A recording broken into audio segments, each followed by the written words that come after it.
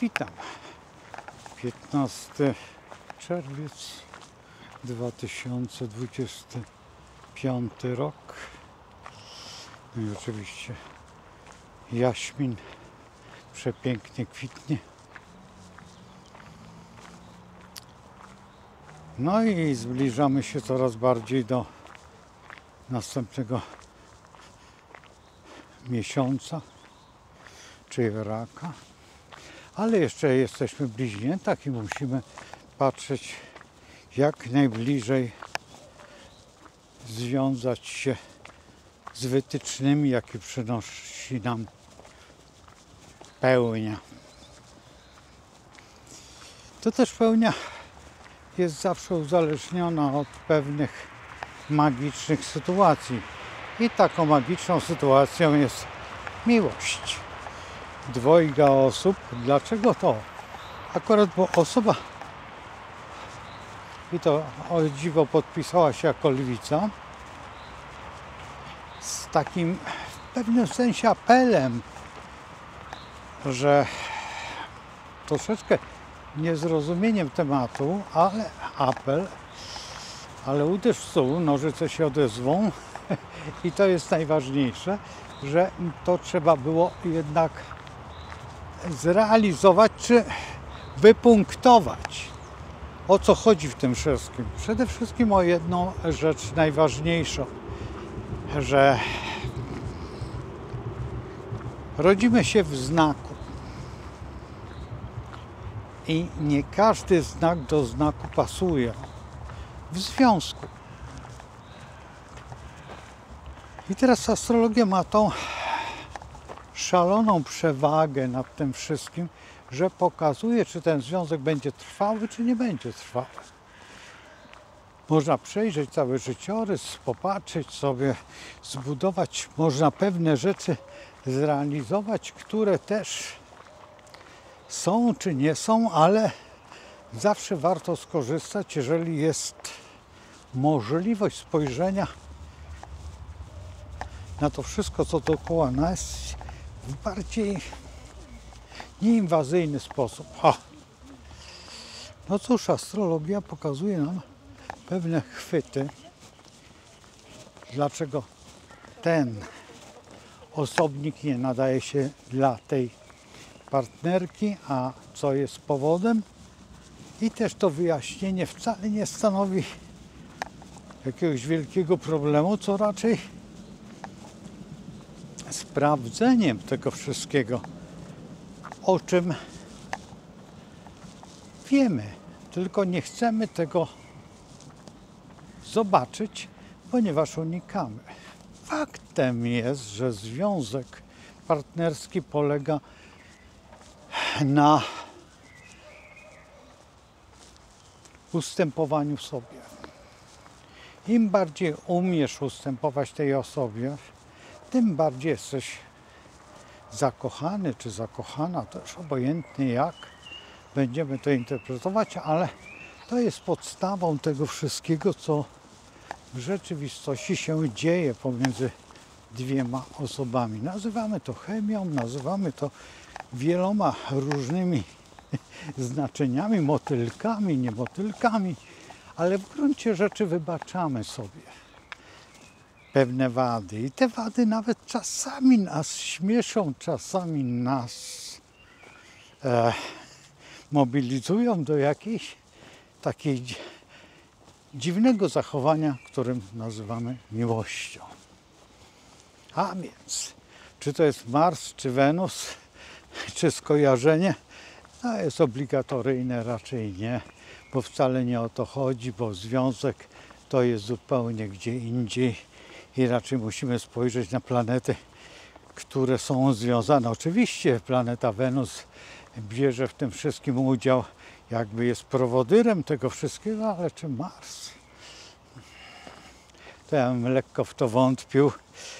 No, w oczarowaniu, w zaklęciu, to tak, ale czy zaczarowanie i to wszystko, co się dzieje,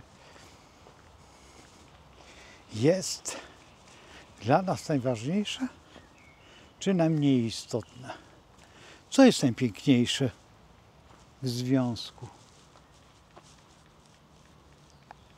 Być razem. A razem, czyli wespół, zespół. A jeżeli wespół, zespół, to po to, żeby założyć rodzinę. A jeżeli rodzina, to po to, żeby wychowywać wspólnie dzieci. A jeżeli wspólnie dzieci, to po to, żebyśmy zostali dziadkami, czy nawet w pewnym momencie możemy stać się pradziadkiem, dziadkami. Czy możemy nawet przy dobrych układach zostać dziadkiem, bo taką sytuację też widziałem. To zależy tylko teraz od czego. To jest problem wielki, dlatego że przede wszystkim od wychowania, od genetyki.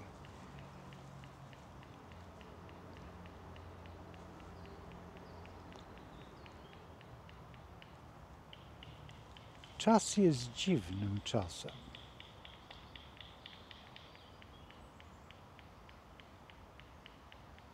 Tutaj Państwo pukają orzech o orzech, a tam ptaszki odpowiadają. Świetne, świetna zabawa.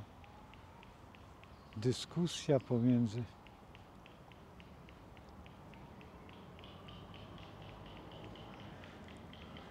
chcą przywołać wiewiórki, a jakiś ptaszek po prostu przedrzeźnia. Ale wróćmy do naszego związku, tak? Czy też tego najpiękniejszego układu, jakim jest para, która ma się ku sobie. I wtedy jest wszystko w porządku, ale to genetycznie jest ustawione i przede wszystkim jeszcze jedna rzecz, która jest najważniejsza, o której już wspominałem przed chwilą, ale jak jesteśmy wychowani, jakie mamy wzorce, jakie mamy podstawy tego wszystkiego. Zwróćcie uwagę na jedną rzecz, że dzieci ze związków tych, które nie dopełniły do końca, tylko zrezygnowały z siebie, czy rozeszli się, te dzieci mają coś w sobie i powtarzają te same błędy. Czy to jest błąd, że ktoś odchodzi, od kogoś odchodzi? Nie zupełnie. Dlatego, że kiedy spojrzymy w kosmogramy, dowiemy się, że ten związek nie miał prawa po prostu bytu. I można nawet określić, jak długo on będzie funkcjonował. Czyli nazwijmy to, byłam oczarowana, albo on był oczarowany nią. A znam takich związków sporo, tylko dobrze, jeżeli tam nie ma potomstwa. Bo kiedy już jest potomstwo, no to wtedy zaczyna się historia od nowa za jakiś czas. Bo ten potomek też nie ma tego wzoru. I teraz co jest tym wzorem? Przede wszystkim to ustępowanie drugiej osoby i przyjmowanie tych wad jako zalet. A nie robienie sobie jakichś dygresji, które prowadzą do rozłamu i do tego, do czego potem dzieci, no, według zasady, czym skorupka za młodu nasiąknie. No to jest jedna rzecz, ale także tego, że tolerancja i ta świadomość, że jest się z kimś i za niego się odpowiada, a trzeba brać pod uwagę, że teraz to jest tajemnica właśnie całej astrologii i całego teraz tutaj związku. Jeżeli mamy dwoje ludzi i ci ludzie biorą z sobą, legalizują ten związek poprzez ślub, ale nie przyrzeczenie, tylko ślub. Wówczas następuje coś takiego w kosmosie, jakby zjednoczenie tego i stworzenie jednego kosmogramu. Najprościej by można było powiedzieć w ten sposób, że rodzi się jeden kosmogram. Dlaczego? Dlatego, że jedna i druga osoba odpowiadają za siebie. A właściwie nie. Tylko odpowiadają każda za związek. To jest to, słuchaj, kupimy kanapę. Kochanie, nie, bo nie mamy pieniędzy. A możemy kupić ten fotel? Wiesz co? A może innym razem? A co się stało z pieniędzmi? Przecież wiesz, że spłacamy mieszkanie. A no tak, zapomniałam. Czy to jest piękne, a czy też nie? Czy jest to szlachetne? Czy ma to w sobie jakieś znaczenie? Czy ten układ tych dwóch osób, które stały się jedną, powiedzmy, że osobą, a właściwie rodziną, a właściwie odpowiedzialnością, czy jest ważne, czy aż tak mocno jesteśmy związani z sobą poprzez więzy takie jak ślub, jak założenie tej obrączki, jak przyrzeczenie sobie, że aż do grobowej deski, że w trudnych sytuacjach, że w tym chorobie nie opuszczę Cię ani w żadnym momencie? Czy to jest tak bardzo istotne? W rzeczywistości nie, dlatego że jeżeli jest się człowiekiem odpowiedzialnym, to nawet przyjaciela się nie opuszcza w biedzie. Ale kiedy jest związek, wtedy są zupełnie jeszcze inne sytuacje, bo związek nie jest układem przyjacielskim, tylko jest układem partnerskim. Razem mamy dzieci, odpowiadamy wspólnie, razem i nie zaprzeczamy sobie, bo kiedy zaprzeczamy sobie, wtedy związku już nie ma. Czy to widać? Oczywiście, że widać w kosmogramach. Kiedy połączymy dwa kosmogramy, nagle widać ich fantastycznie.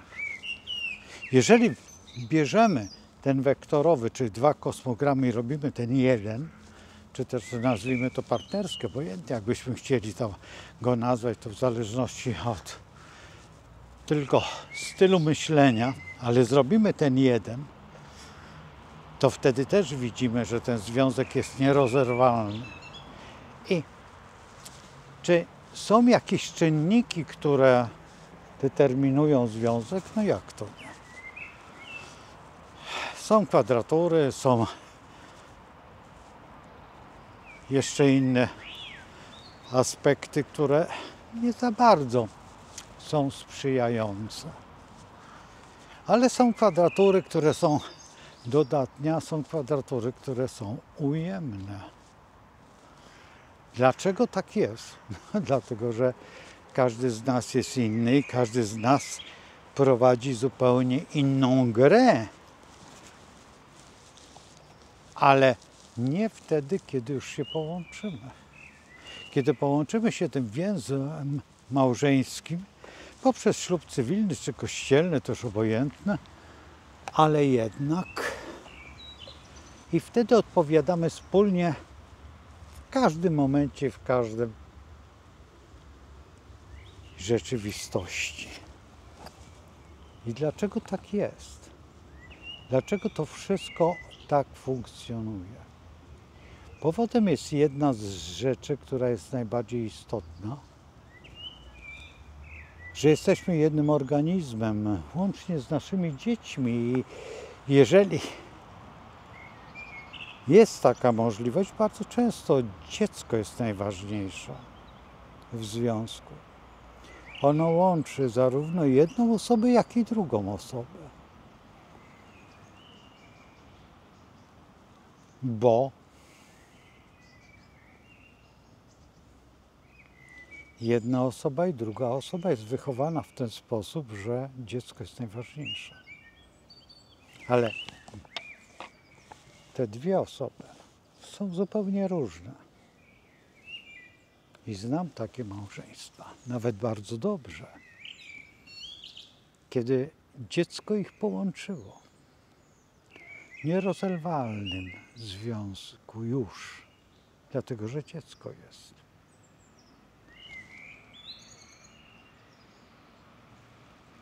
Nawet w gruncie rzeczy, jeżeli kupią psa, też znam taki związek, bo sam to zaproponowałem, ponieważ byli zauroczeni sobą i tak dosyć, no powiedzmy, że nierozerwalnie, a nie chciałem, aby coś się stało, więc zostawiłem to właśnie tej metodzie myślenia, że piesek ich bardziej połączy, a po prostu co połączy mieszkanie i powrót do tego samego domu. Nawet kot może połączyć, jeżeli on jest, a takich związków, znam też sporo.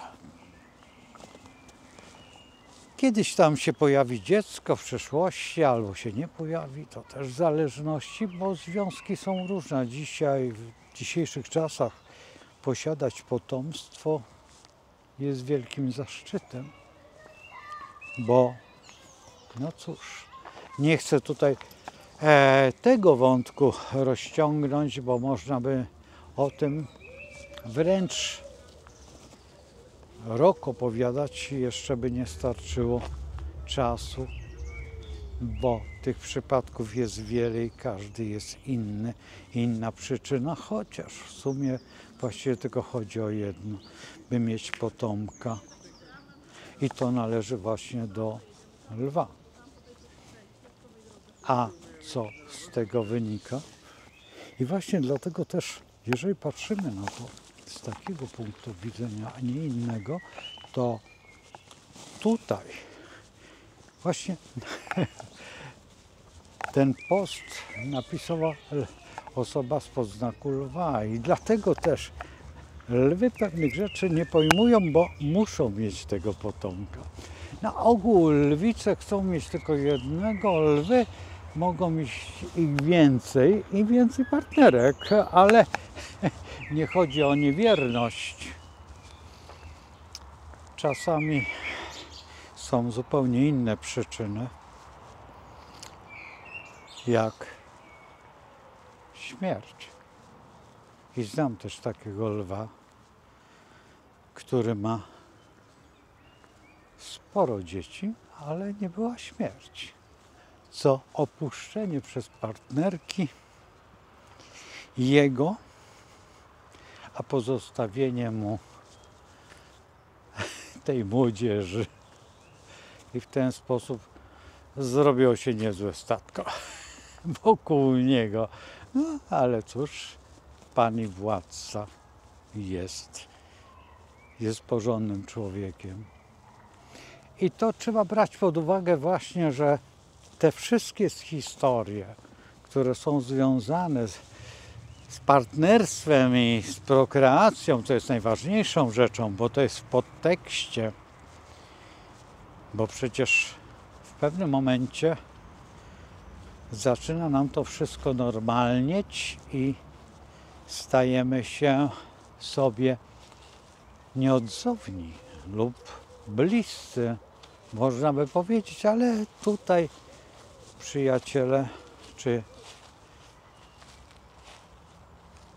też podlegają tym samym zasadom, a jednak nie ma między nimi jakiegoś takiego seksapilu, nazwijmy to, albo jeszcze innej formy, która doprowadza do tego, że mamy coś wspólnego, co wymaga od nas reżimu opiekuńczego i To dlatego też stajemy się tacy, w pewnym sensie nawet można by było powiedzieć lekko wulgarni, bo walczymy jak lwy o nasze małe lwiątka, które przyszły na świat, chociaż mogą być to z zupełnie innego znaku. Ale jak to matka ma nie walczyć, czy ojciec, jeżeli to jest jego genetyka. I tutaj właśnie następuje ten roztygotanie, czy naprawdę mogą być związki wspaniałe. Tak. I w każdym momencie. A co jest najważniejsze w tym wszystkim? Najważniejsze jest to, aby być lojalnym, a tą lojalność dopiero zauważamy w tym fragmencie, kiedy kosmogramy się uzupełniają. Oczywiście nie będę teraz tłumaczył, na czym polega to, na czym polega związek, na czym polega zakochanie, kiedy ono przychodzi i to wszystko jest bardzo możliwe, no ale trzeba jednak mieć dobre dane. To nie ma tak, że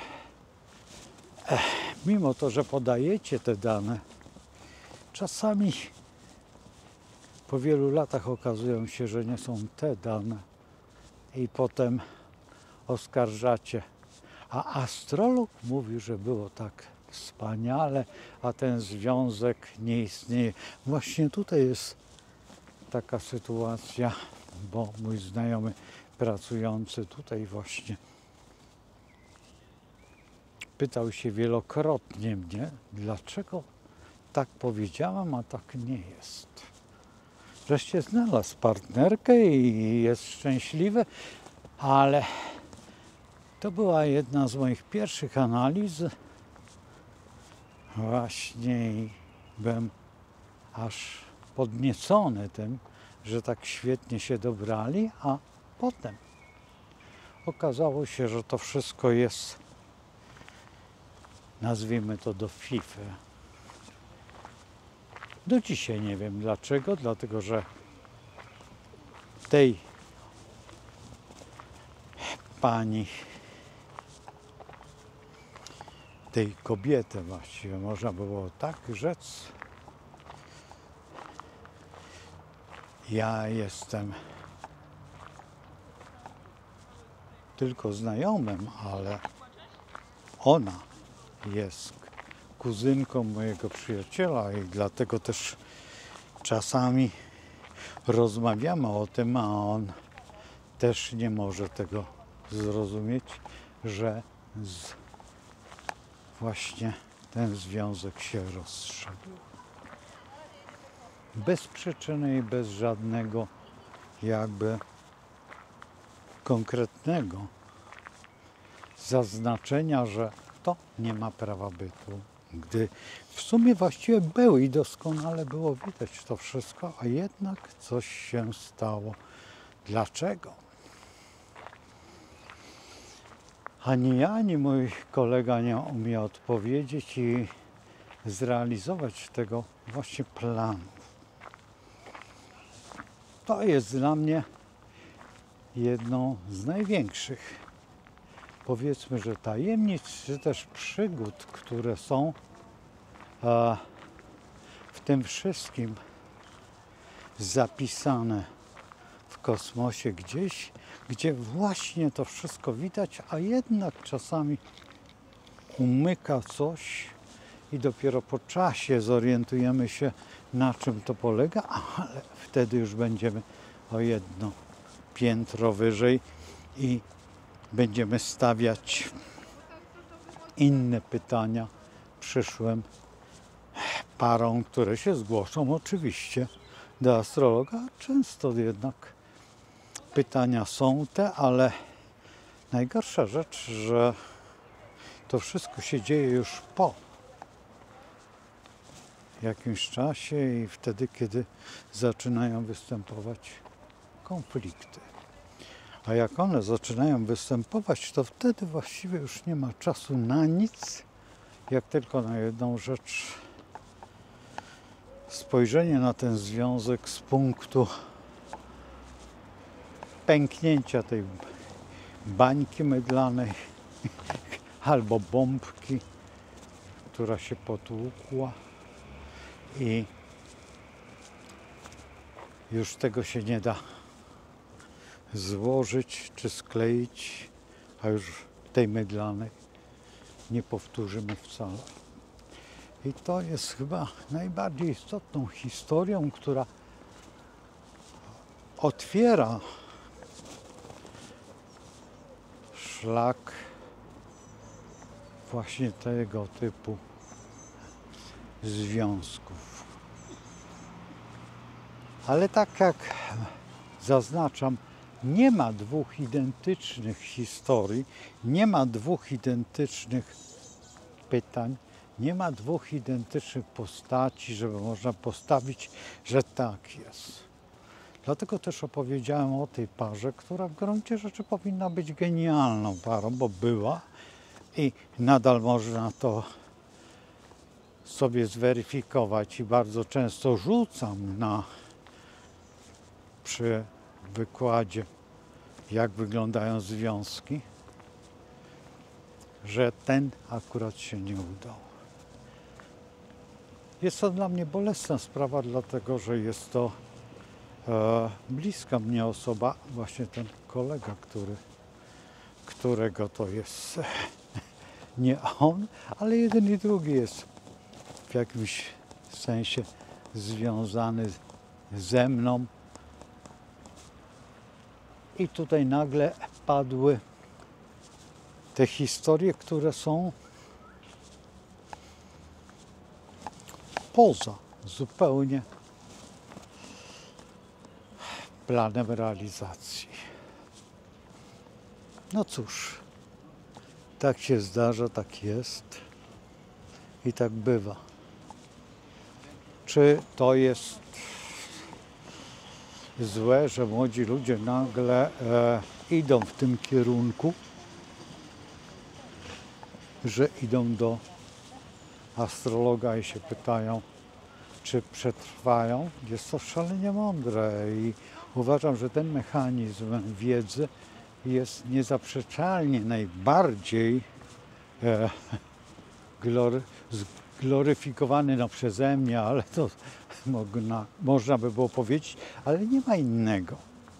Oczywiście, że są szeptuchy, są wróże czy wróżki, które potrafią to odgadnąć zupełnie w inny sposób i warto zawsze skorzystać, jeżeli coś jest po drodze, po to, żeby nie stało się to nieszczęście, że potem będzie skaza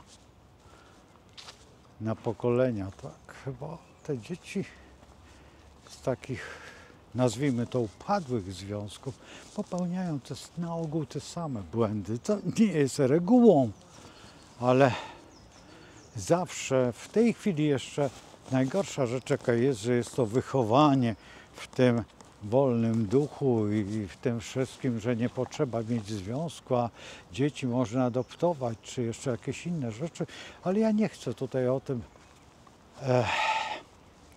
opowiadać w tej chwili, bo to jest temat na inne zupełnie zagadnienie i będę o tym mówił, ale tutaj przede wszystkim kiedy powstanie już offsetka, bo to jest temat rzeka nieomalże i ogromne trzeba mieć zaplecze, a przede wszystkim mieć tych pedagogów, psychologów, dlaczego się tak dzieje, jeżeli patrzymy z punktu widzenia wiedzy i spostrzegania przez psychologię, czy też medycynę, czy jeszcze jakieś inne dziedziny naszego istnienia. A to jest bardzo istotne tylko dlatego, żeby nie popełniać błędów. I tutaj nie zgadzam się z naszą lewicą, że obojętne jaki znak z jakimś znakiem. Nie, nie jest tak. Bo obojętne jest wtedy, kiedy zostaje to dziecko i nie wie, gdzie mama, gdzie tata, a ostatnio jadąc w tramwaju słyszałem rozmowę kilku młodych dzieci, właściwie dziewcząt, która jedna mówiła: słuchaj, nie martw się, jak się rodzice rozchodzą, to dobrze, bo jedno i drugie będzie ci płacić. No, mnie komercja w tym tego dziecka po prostu aż szarpnęła. Spojrzałem się na to dziecko, na tą dziewczynkę, oczywiście wymalowana, wyfiokowana. Widać, że jeden i drugi rodzic przez swoją nieumiejętność chce oddać wszystko temu dziecku, kupując drogie rzeczy, nazwijmy to markowe, ale jednego nie ma w tym: miłości, pragnienia być razem. A to jest niepowtarzalne w momencie, kiedy następuje właśnie ten cud, który łączy ludzi i potem rodzi się z tego następne dziecko, bo tego nie ma. I czy u tej dziewczynki będzie? Jeżeli ona w tym wieku tak postępuje, to podejrzewam, że do partnera swojego też podejdzie w takim samym kierunku i w takim samym geście i z takim samym zarzutem, gdzie masz pieniądze, czy też gdzie masz te wszystkie rzeczy, które są. I to wtedy chyba robi najbardziej przykrą rzecz. Nie chce się wierzyć,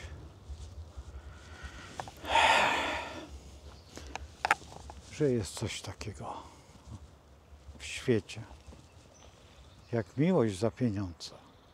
Bo to tak trzeba zdefiniować. Nie ma innego w tym momencie wytłumaczenia. I patrząc się na to, jestem